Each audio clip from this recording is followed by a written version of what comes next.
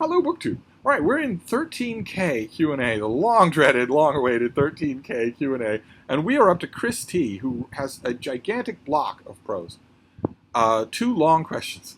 First, what do you think of a writer being very prolific? Now, I haven't read the rest of this because I ported these over blind. I guarantee you the question could have stopped there.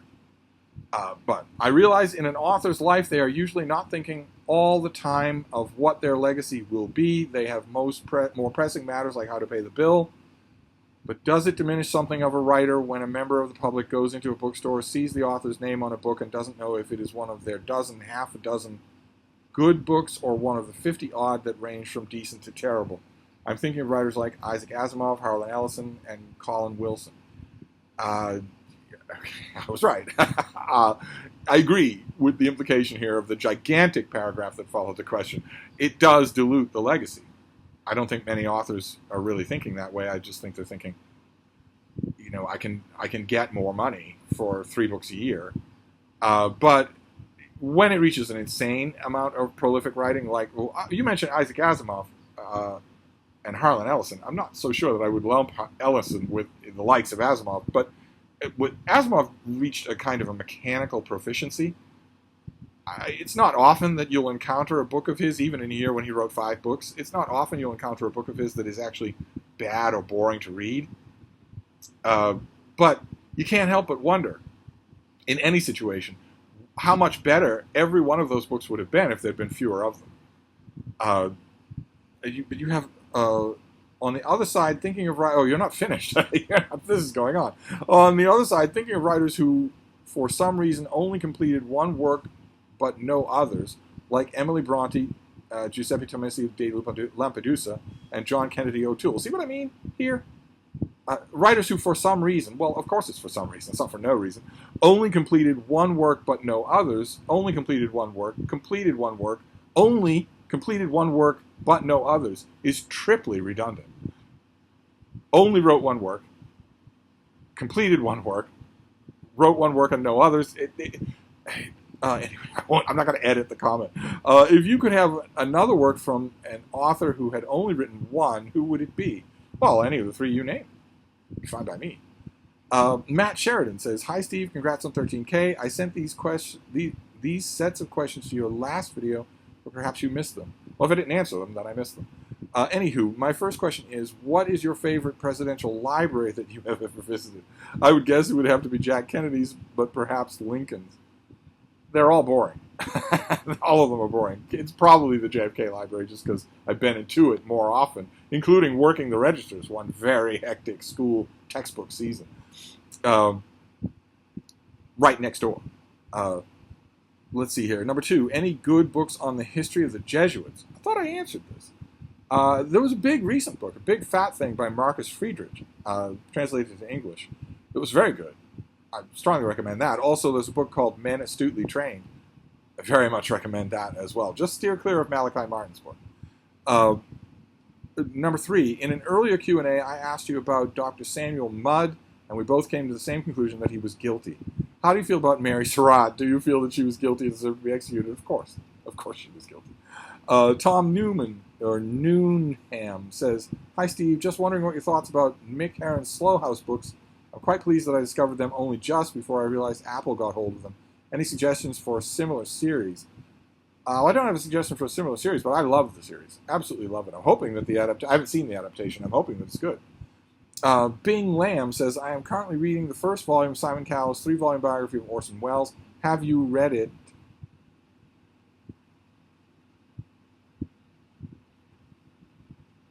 Have I read it? And if so, what did you think of it? I have read it. Yes. I don't do anything but read. We have a "have you read it" question. And it's Simon Cowell's books, which I've recommended. I have read it. I think they're great. I think they're absolutely great. You're going to love the rest of them. You say you've recently started reading the first volume. You're going to love them. Paul Marin. This is Paul Marin. Yet another momentous occasion, Steve. Yes, this is I, Paul Marin, with a question, but it's not really you. It's someone using your name. It's not real Paul Marin, who has no idea that this channel exists. Recently, I watched the film King David from 1985. Did you enjoy it? What was there to enjoy? It's a piece of crap. What are some of your personal favorite biblical films? Well, I like parts of John Huston's film, The Bible. Some of it's dumb, but a lot of it's not. Not a lot of it. Some of it is very, very good. Segments of it are very, very good. Prince of Egypt, the animated movie, Prince of Egypt, is great from start to finish. Of course, Jesus of Nazareth is my all-time favorite. Eric says, congratulations on 13K. What are your thoughts on John McWhorter? Do you agree with the premise that wokeism resembles or is a religion? Yes, I do. Absolutely. I think he makes a very convincing case. Gypsy Rose says, hi, Frida and Steve. I'm currently reading through and loving your Western Canon starter kits. Any plans for future add-ons in this invaluable series? Yes, I always make plans to do it. Just haven't done it yet. I want to do the Western Canon starter kit 2.0. I just haven't done it yet. Speaking of starter kits, I enjoy reading books about or from Russia. Would you consider making a Russian history starter kit or a Russian lit starter kit? Russian lit, certainly. I thought I'd already done that. I recently listened to Michelle Obama's audiobook Becoming, which she narrated, and loved the experience. Do you think in some instances listening to an audiobook could be more rewarding than reading the book? In a case like this, yes. I thought her book was a little bit flat, fairly pro forma.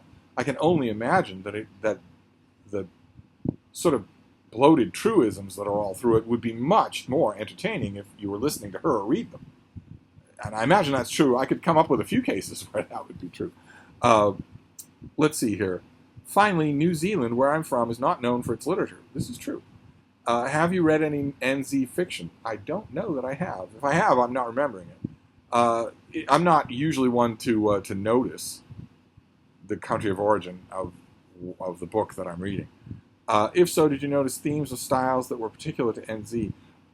I'm sure that I have read books by New Zealand authors, but I don't care enough to remember and associate it with the book, even if the book is set in New Zealand. I'm not. There's a small subset of our little corner of BookTube that fetishizes the postal code of a book over literally all the rest of it, literally anything else about it. If you haven't read a Northern Maori book, then you yourself were a Victorian colonializer. It's not that your ancestors were. You somehow managed to do it yourself. You are a bigot unless you have read a massive number of books from every postal code in the world. I don't believe that postal codes actually are any worth. I don't think they dictate any quality. And I don't think it makes you a better person to fill a Baedeker with the country of origin of the people that you're reading. So I don't pay any attention to it yourself, but I am sure if you type in BookTube New Zealand authors, you will get people who are virtue signaling like they were a lighthouse in a storm about New Zealand writers. And isn't it awful that if you haven't read these New Zealand authors, you must hate New Zealand. You must be bigoted against New Zealand writers or New Zealand people just in general. The 21st century being what it is, I guarantee you can find people. Gunnar says, congrats on 13K. Was Bali already a tourist trap when you were there? No, but I only barely missed it. Did you ever catch malaria on your travels? If I did, it never came to anything. I have a bit of a freakish immune system. It's possible that I had it and didn't know it, or that it never manifested. Nick Piccarilli says, number one, what was the biggest challenge, considering how much water I drank everywhere I went? You know, the standard advice, don't drink the water. I never followed that. Considering that, I find it hard to believe I didn't at least introduce it into my body, whether you know. Anyway, Nick Piccarilli says, what was the biggest challenge when traveling with a pack of dogs? Humans. The biggest challenge was human ideas. That we traveled, my boys and I, and the crowd of satellite dogs that we had, traveled to a lot of places where dogs are considered unclean, filthy, pests, things like that. And I was never going to allow that. I was never going to mimic that. I ordinarily tried to, when in Rome, towards my host, but I was never going to do anything like that. I wasn't going to countenance on my own, and I wasn't ever going to allow it to impinge on me. I would tell my hosts, I know you consider these animals to be unclean, to be vicious. Mine are not. Unless I tell them to be, they're not. Also, your stray dogs out at, the dumps or whatever that are vicious are not going to be vicious unless I tell them to be. They can walk right up to you now. You can walk right. I used to have people. I had some people say, "I can't believe I'm touching this dog. I've never been able to come anywhere near this dog before. And now I'm finally know what that feels like." I would tell my hosts, "These dogs, you might consider them to be curs, to be vicious pests, but they won't be as long as I'm here." And as a result of that, they're not going to sleep outside when I sleep inside. They're not going to. They're going to stand. They're going to sit right next to me at mealtime and eat my food with me. And I want that to be true. If you absolutely cannot abide by that, then I'll find another host. And number two, you have a second question. What is the best beach on Cape Cod? Well, that's an old challenge for people who know the Cape really well. I will say Cornhill Beach at Truro is the second best beach on Cape Cod. I will, of course, not tell you the best beach on Cape Cod because I don't want you to find it. Ravens fan 1961 says, "Hello, Steve. I know you love history, so I have 3 questions for you, please. Do you think that the unwillingness of the West to rebuild Germany after World War I led in part to the rise of Adolf Hitler?" No, I do not.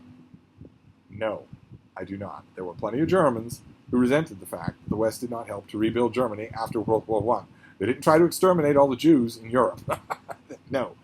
Adolf Hitler was responsible for Adolf Hitler. Nothing else. Not being gassed in World War I, not the harsh terms of the treaty, not the rebuilding program, not anything. Do you think if the South won Gettysburg, they would have won the war? No, not a chance. Not a chance, no. Won the war? What does that even mean? No, not a chance. Also, was there a shooter on or behind the grassy knoll in Dallas? You are the best. Well, I'm hoping you're not implying that I would know. But Vincent Bugliosi notwithstanding, the Warren Commission notwithstanding, a very large number of people at the time were convinced that something was on the grassy knoll, the area called the grassy knoll, that shots came from there, that rifle discharge smoke came from there. A very large number of people, far too large a number of people, I think, for it to be nothing. So what was it? I don't know. I would say that if you could go back in time and stand there and watch, you would see something yourself that was not normal. It certainly was not the Bugliosi explanation, the other Warren Commission defenders explanation, that it's the way acoustics work in Dealey Plaza. I've been in Dealey Plaza. If someone fired a gun from the grassy knoll, if someone fired a gun from the Texas School Depository, an upper window, you would not think that you heard the sound coming from the grassy knoll or anywhere else at ground level. You wouldn't do it. Acoustic schmuckustics. But anyway, that's a whole video on its own. Let's move on here. Joanna Burgess says, "I wonder if you would consider doing a video about the monthly readings such as Garb August, Jane Austen July." I think I answered this question. Have you enjoyed? I've enjoyed your recommendations immensely. Also, belated congratulations on 5K video. Best wishes to you and Frida Bean. I think I answered this question on the comment section where it first appeared. I am going to be participating in a large amount of August events, not just Garb August, but also Book Trek, and there's the Bookish Bryans have put together an event about romance. August Armour in August, about reading romance novels in August. I'll be participating in that as well. Let's see here. Isaiah Armstrong says, "Hello, Steve and Bean. Have you ever considered doing a Western Canon starter kit for movies?" Oh, the film dudes would never let me get away with it. Maybe do a video for each decade, starting and stopping in whichever decade you choose. I've been a reader my whole life, but never really got into movies, and most of the people I know rave about movies are dude bros who never stop talking about Fight Club or Pulp Fiction, yes, or whichever new Batman movie it is. Just have to look at their dodgy relationships with their parents, which is a hallmark of dude bros, to know what they'll like and not like. I suppose I could. I don't know about a starter kit. I'm not sure that the starter kits work because I've taught this stuff. I've read canonical literature for a whole long time, decades and decades, and taught it many times. Movies, though, well, that's food for thought. What is your theory of how Christianity grew and took over the Roman world? What was the appeal that made it a viable option over traditional paganisms? Well, there were a whole bunch of appeals over traditional paganisms if you are in the ruling class. If you are trying to run an empire, a religion that says, render unto Caesar what is Caesar's and turn the other cheek, that accustoms its adherents to long suffering in silence, is going to be mighty attractive to you. But also, the fact that it did not require circumcision made it very attractive to new adherents, and a lot of those are wealthy. Which is why by the time Constantine actually adopted it as the state religion, he had every kind of reason to do that. None of them personal, none of them eschatological. They were all, it was all hard cynicism on his part. All of those things was just a perfect storm of events that helped it. It was very amenable to the power structure of Rome. Despite how some Romans reacted to it, it was actually very amenable to that power structure. And you asked the last question, didn't you? How do dogs communicate? How can you communicate with dogs? Those are two very different questions, but what you read, I'm sure that what you read in some textbooks on the subject is largely true. Dogs communicate by scent and a little bit of sound and posture. Scent and posture are big things. Posture is a vocabulary on its own, down to minute little beats of vocabulary, so-called vocabulary. Most humans don't see any of that, just none of it at all. I've known humans who lived with and loved one dog for 14 years, and I've met them in year 14, and they aren't aware of the smallest thing that their dog's vocabulary tells them about their dog. Not the smallest thing. I mean, even on the simple rote level, think about how many people you know who just, I love my dog. They reach down, they're patting the dog on the eyeball. And dogs are, they suffer humans with a good nature endlessly, so they'll just squint through it. Dogs for instance, don't like being petted. Most humans, when they meet a dog, they reach immediately for the blind spot right behind the head. Ooh, aren't you? How would you like that? No, most dogs don't like that at all. And they clearly show it. Even-tempered, very sweet, happy dogs would much rather that you reach down here, reach down where they can see you, where all their nerve endings are. Even a good-natured dog will clearly signal to you, body-wise, that they don't like it when you do that. Humans don't even see it. Not even if it's their own dog. Not if they do that all day long, every day, to their own dog. They still don't see it. It's mostly that. It's keys like that. There's a lot of scent involved, but there's also a lot of posture involved. Anyway, okay, we're fine. Mr. Putler Gollum says, congratulations, you beat my estimate for 12.9k subs for this year.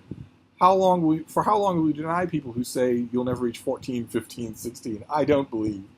I think we've probably capped out on this channel at 13k. I don't believe we'll ever reach 14k.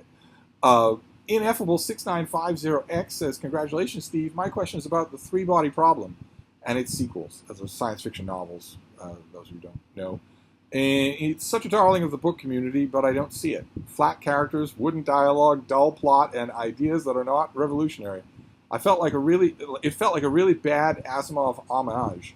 And I suspect the only reason it got this much attention is because it is Chinese rather than American or British. What do you think? Well, you're clearly trying to get me canceled. Let's just say I agree with you. And if you ask, well, what part do you agree with? My answer is yes, I agree with you. CVBN457, oh my god, it's the Spaminator. Steve, will you be doing any videos on Jack the Ripper? We want it, we need it. I've been obsessed with the case practically my whole life. That might explain a few things. And would desperately like to hear every little thing you have to say about it.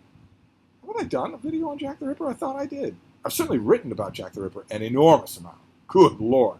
An enormous amount. I could do a video on Jack the Ripper, absolutely. I love the case. I think it's absolutely fascinating to know everything about it. Andrew McDonald says, given your love of comics, how do you rate the work of R. Crumb, the Hernandez brothers, and Daniel Clowes? I should specify here I like superhero comics.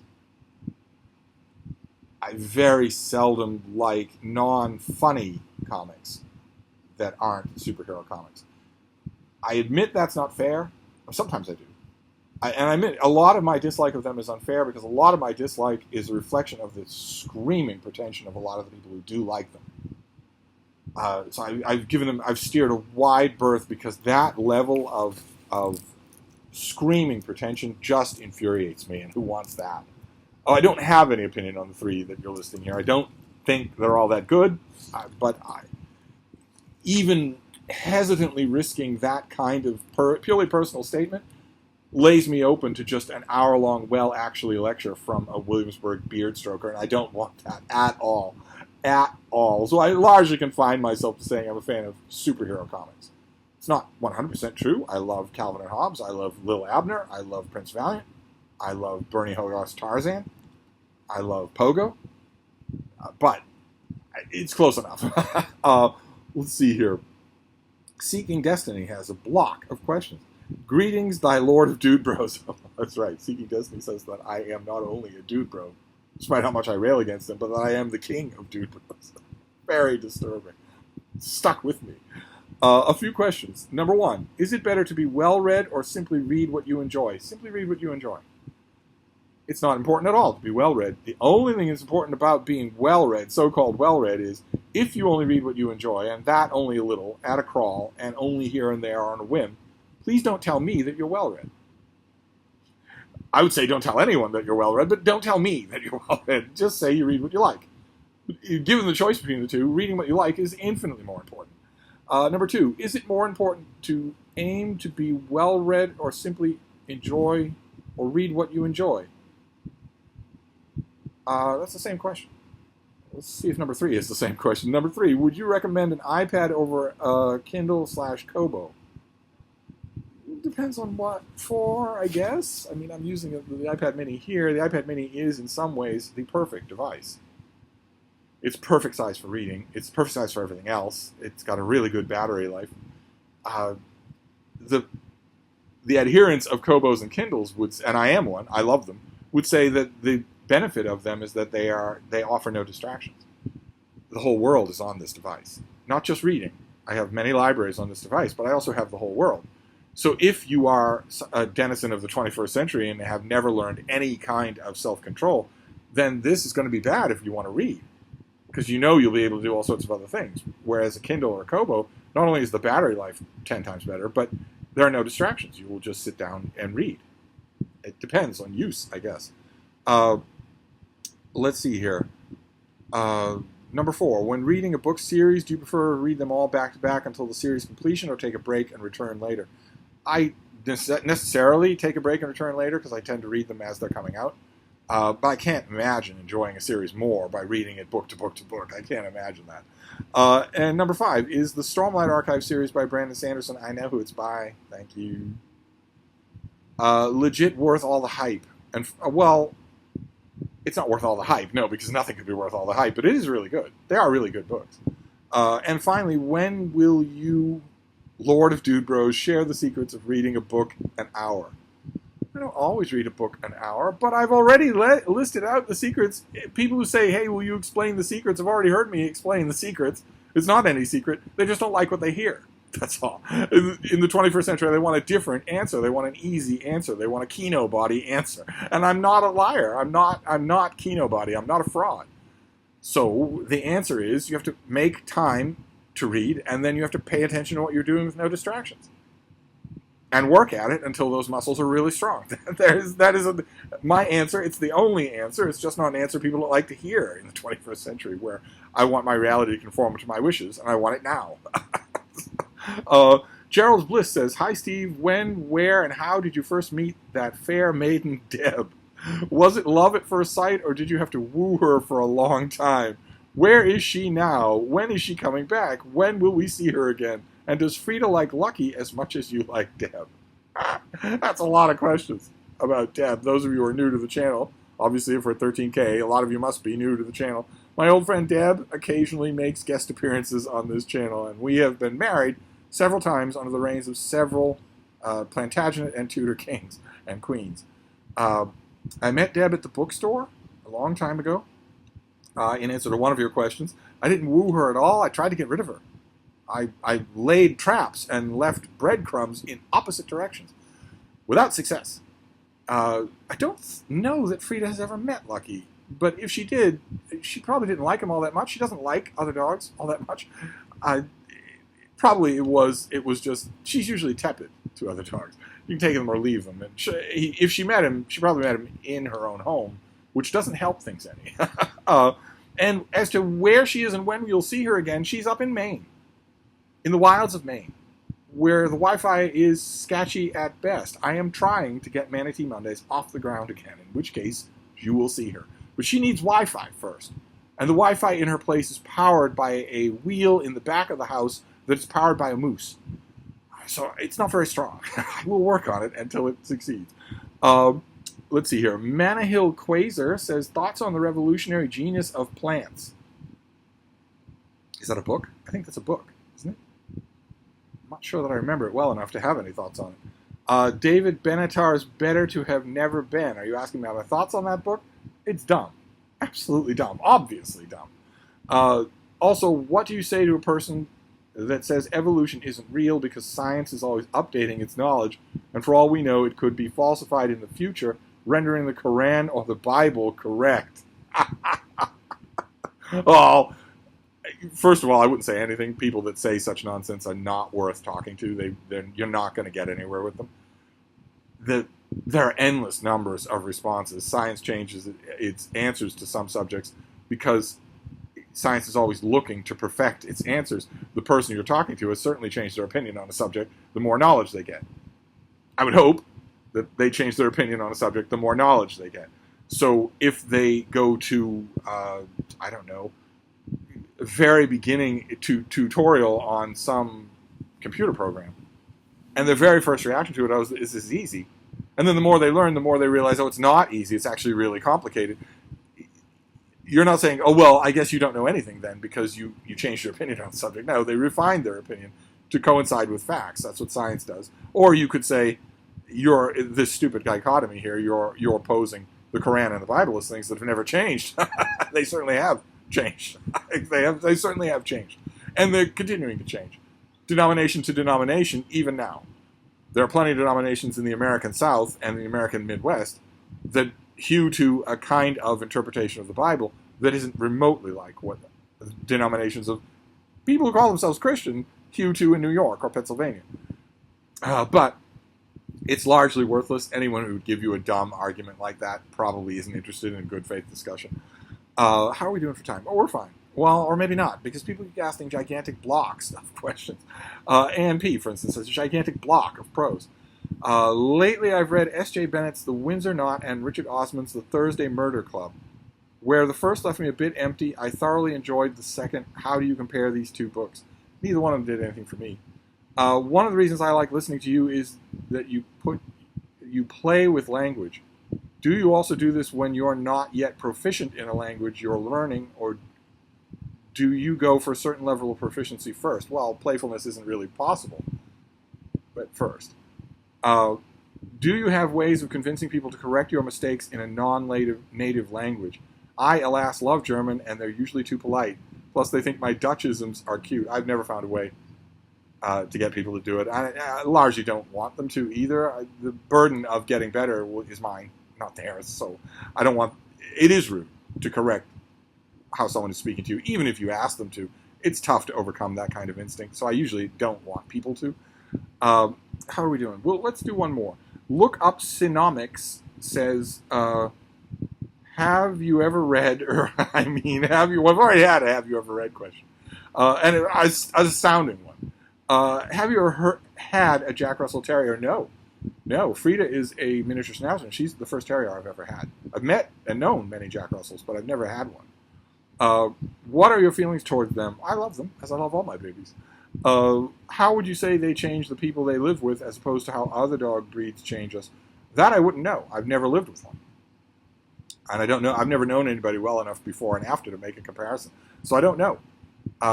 Jack Russell people out there could tell me, but I don't know. So let's stop there and move on to part 3.